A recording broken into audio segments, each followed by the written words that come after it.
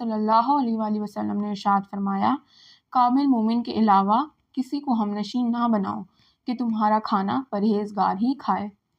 اسی طرح حضرت حسن رضی اللہ تعالیٰ عنہ سے روایت ہے کہ ایک مرتبہ صحابہ کرام نے آقا علیہ الصلوۃ والسلام سے پوچھا کہ یا رسول اللہ صلی اللہ علیہ وآلہ وسلم، اچھا ساتھی کون ہے؟ تو آقا علیہ الصلوۃ والسلام نے ارشاد فرمایا، اچھا ساتھی وہ ہے کہ جب تم خدا کو یاد کرو تو وہ تمہاری مدد کرے، اور جب تم اپنے رب کو بھول جاؤ تو وہ تمہیں یاد دلا دے۔